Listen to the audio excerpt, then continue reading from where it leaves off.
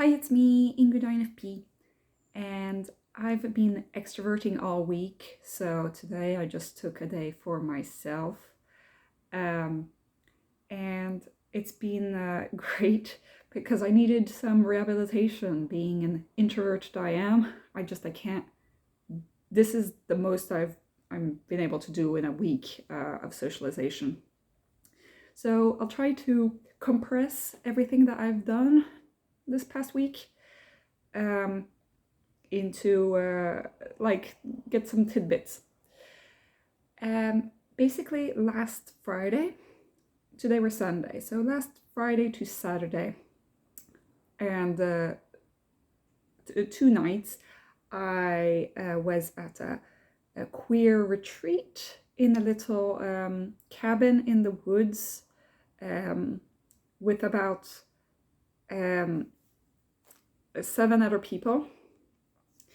I slept in a sleeping bag on the floor in the kitchen. It was just 2 rooms, a kitchen and a bedroom, and it had running water, and it had electricity, but it had an outside bathroom. And basically, we went and picked mushrooms.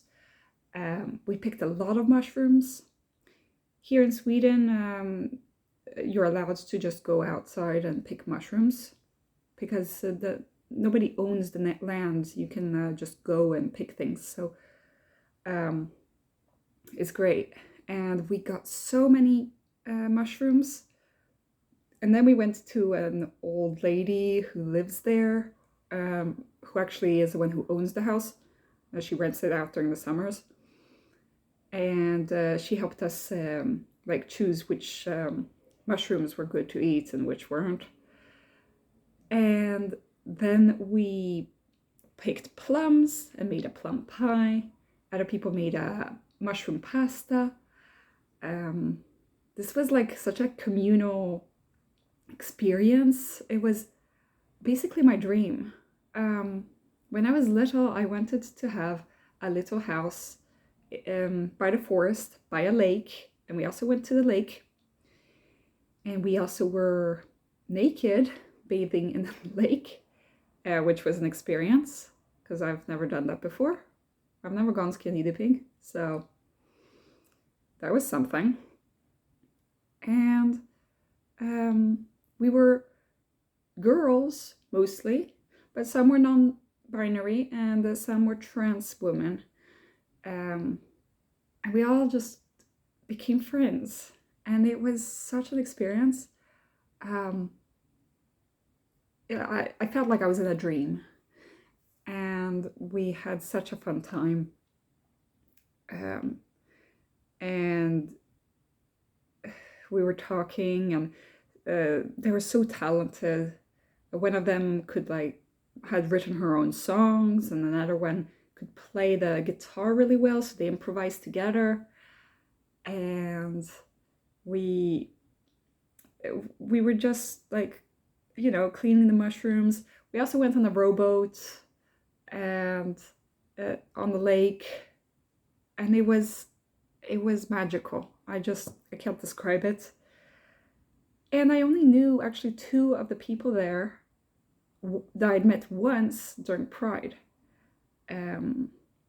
And so basically I went to a place where I didn't know anybody, in the middle of nowhere. It's not like on any map or anything. This is like, the lake is on the map, but there's no road to there. It's just nature. And we were having a great time, but then I actually had to go on the Sunday morning, because then I had to go to another town where one of my friends is living, my friends from medical school, and she's an ISFJ, I think, and another girl who is working in Stockholm now, and she's working at the post-COVID department. So it was kind of interesting. She's an INTJ, I think. She's very ambitious. And before that, she'd worked at neurosurgery, and she'd worked um, at other surgeries. But now she kind of got burnt out, so now she's working at like a slow pace at the post-COVID department. And it's too slow paced for her. And it's also like she has more ambition than that. She doesn't want to stay at this post-COVID place. But she was like doing a lot of, she was trying to get me to call the post-COVID place because she is convinced that I have post-COVID.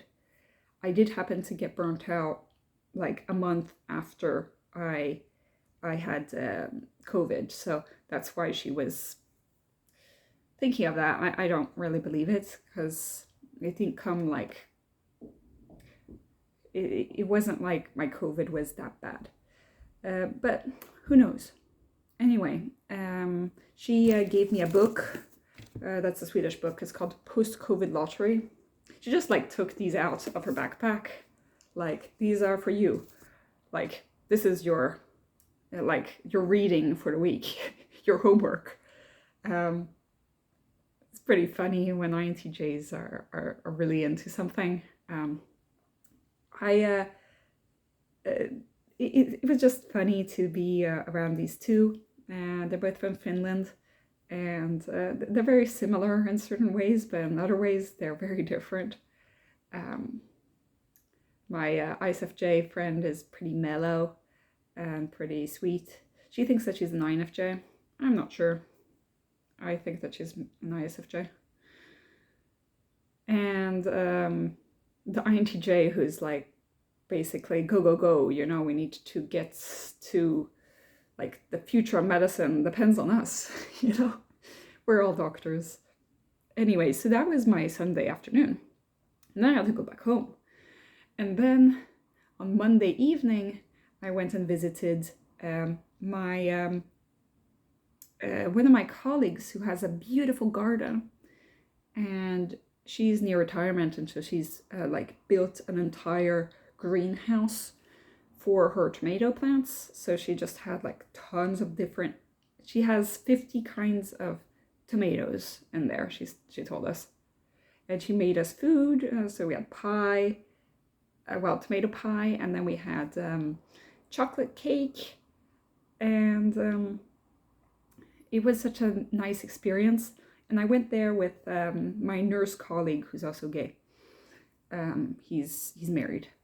And has a husband, and he has a cat, and it's just really sweet. And he is planning on adopting a kid, so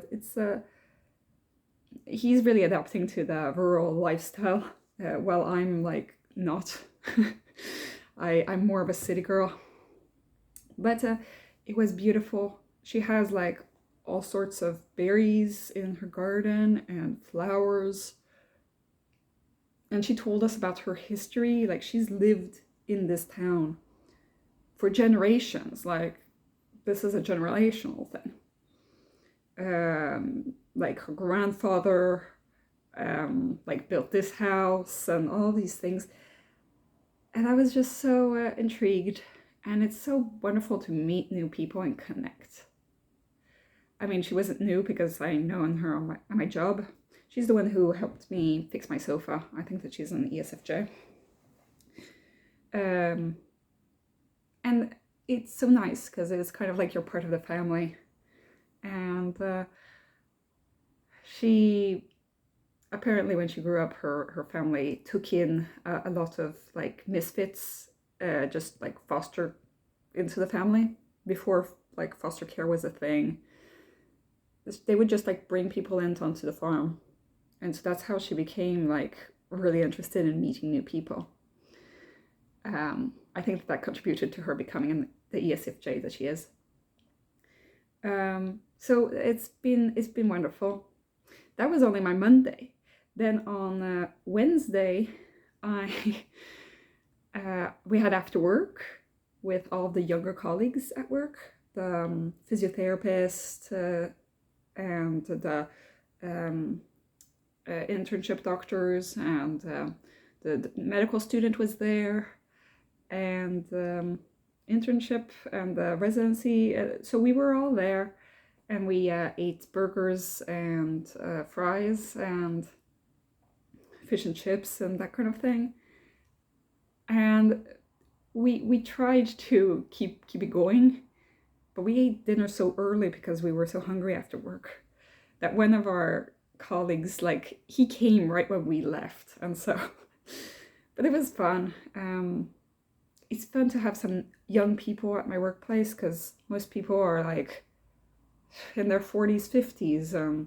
So having people who are under the age of 35 is pretty nice. So anyway, that was my Wednesday. And then on Friday, I went to a birthday party. Basically, he had invited like 30 people, 35 people. It wasn't 35 people that came, but we were easily 20 people at that party. None of which, like, I'd met one or two in passing when I went to a student pub, because my friend, he was turning 25, he's a student. And all these people are younger than me, and it was just very strange. But I did end up meeting a queer girl who had been at Pride. The way I knew this guy was because he was my team leader when I was volunteering at Pride. So I was really happy to be there. It was exciting, you know. I just mostly sat on the sofa and observed people, because, well, the other people had a little bit too much energy for me, and a lot of people were drunk. I did not want to drink alcohol. Like, I live in another town, so it took me an hour to get there, and then I went to go to my other friend's house to sleep. So I left the party early, but I did get a lot of snacks, and I did get to witness a crazy great game of Twister, so I am happy about that. And I did get to befriend another lesbian, I think. And then then I left, and then I went to my ISFJ best friend's house to sleep.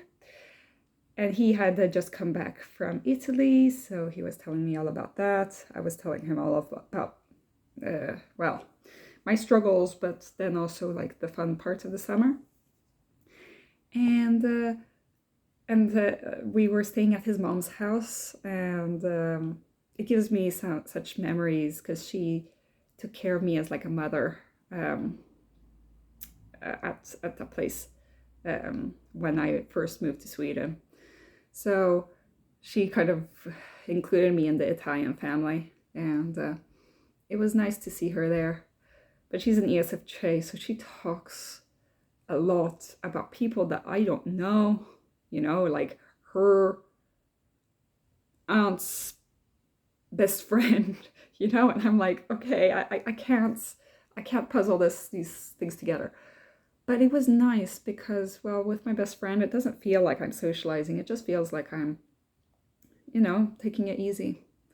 And we went out to the lake, and we went to like some familiar places, and it's typical ISFJ thing to do, you know, like just having a cozy time. And we ate good food. But then I had to go home, so I slept over, but I had to go home afterwards, so that I could relax at home. So I finally slept in my own bed and breathed and such. I did have a breakdown. I've had 2 breakdowns. I've had many breakdowns, but basically I had a breakdown on Thursday at work.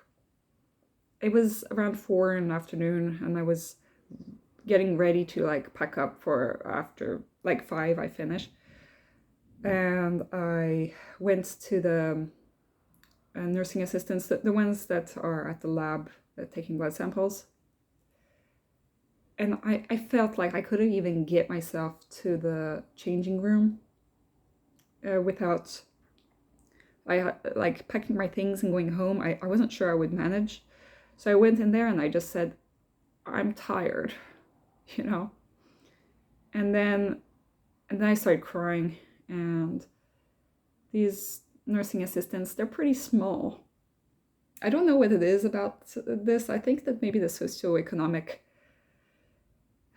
factors make doctors taller than nursing assistants, which you know is kind of sad. You know, they didn't get enough to eat. I don't know what's going on, but usually nursing assistants are shorter, so they were like hugging me, like like they're hugging me, but like they don't even come to my shoulders.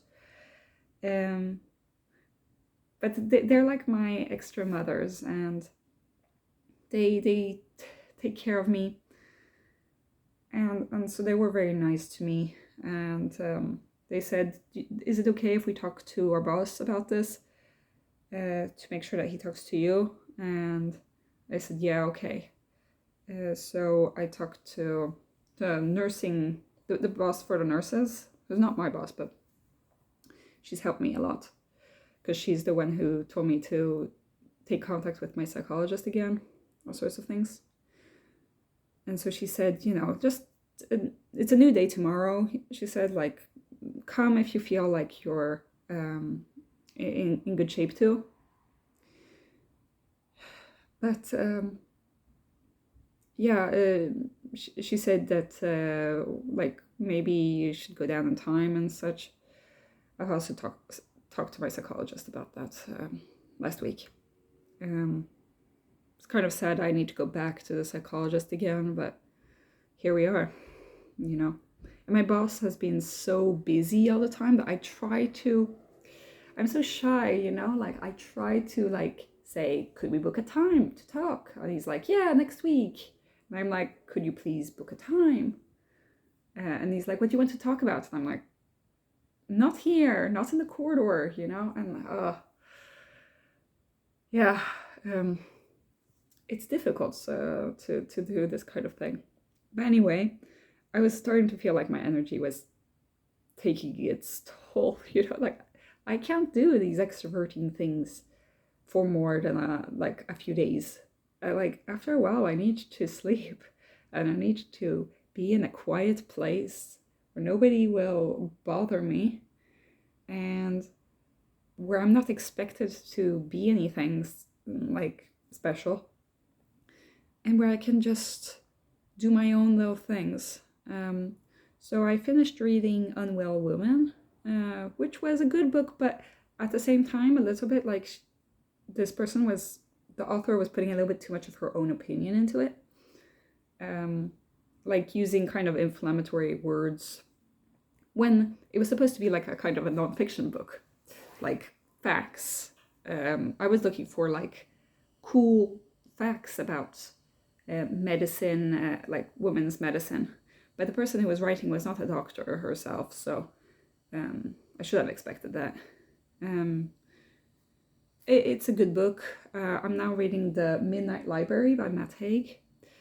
I'm making these little... I've learned how to make a crochet ball, like amigurumi, but I think that I kind of made it really wonky. So I don't know how to fix this, but I'll try to keep practicing. I also went and did groceries, because I haven't done groceries for a long time. You know, been eating out so much all week. And I've been watching all of the YouTube videos from the other INFPs. It makes me really happy. I walk around town and have them like a podcast in my earphones, pretty much. I just like walk around, and instead of listening to like kids crying and people screaming on the street and such, I have the earphones on and I listen to the calming voices of the INFPs, and it's kind of soothing, and that way I can just like be in my own little INFP with INFP world. I'd been planning on making other videos, but like I can't compress everything into a neat package, you know. Everything is there was so much that happened this week. Like, you know, from my ENFJ's friend's birthday party to like skinny dipping, it was a lot. And I felt like I wanted to talk about my extrovert week, and then get into more like deep conversations about, well, INFPs, and the way our mind works, because it's fascinating. I've been watching Bufo Pergolanis and her video about identity and how we make our identity based on memories. And I think that memories of our childhood or like our young years, it's like, I think that my younger self would never have believed this of my current self. I could do so much extroverting, go to so many different events, and still be alive to tell the tale, you know? And so it kind of goes against like what my identity is.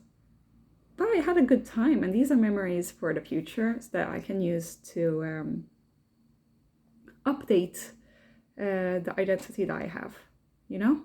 Like now I'm a person who has gone skinny dipping, isn't that like, I'm a person who has picked mushrooms in the forest with like several strangers, you know, and I'm a person who like has a friend who works at the post-COVID department, you know, and there are all sorts of different ways to be a person. I do think the INFPs really wants to find those core memories from childhood and base like who they are from that. And I do that to a certain extent. But I also want to create core memories so that I can keep evolving and being happy as like the person I am now.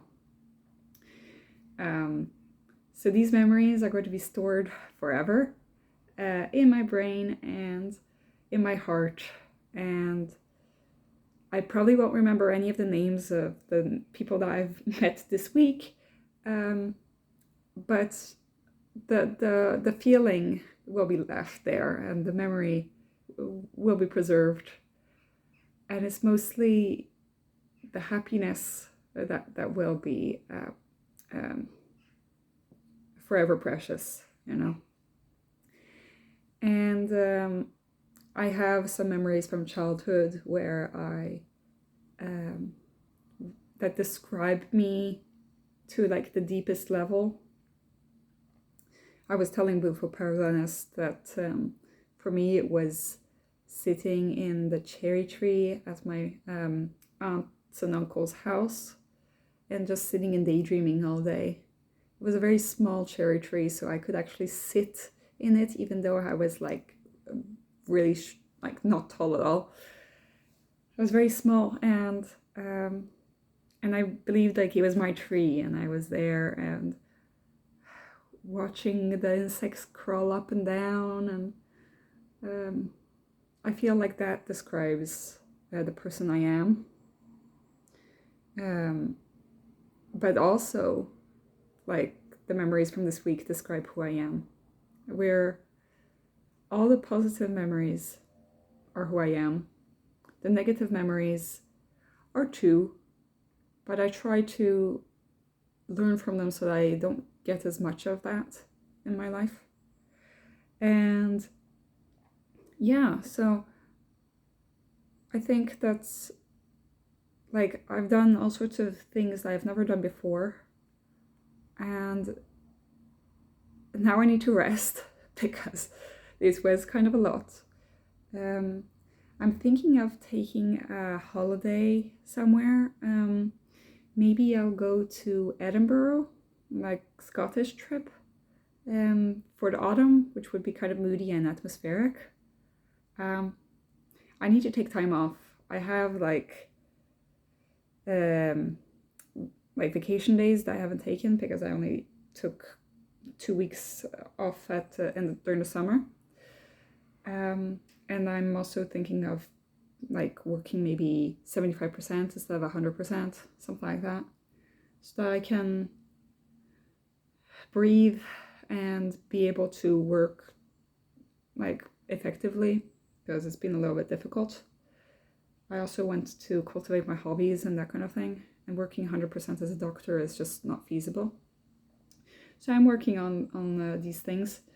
I also have booked a telephone time with my doctor that fortunately enough I don't actually know or have worked with. So I'm glad, because I know most doctors in this town at this point. So we'll see if I can book a time and maybe take some blood samples and tests. Because I'm not entirely sure that my antidepressants are working. And also, so I have like kind of a plan. Also, I'm so glad that my ISFJ friend has come back.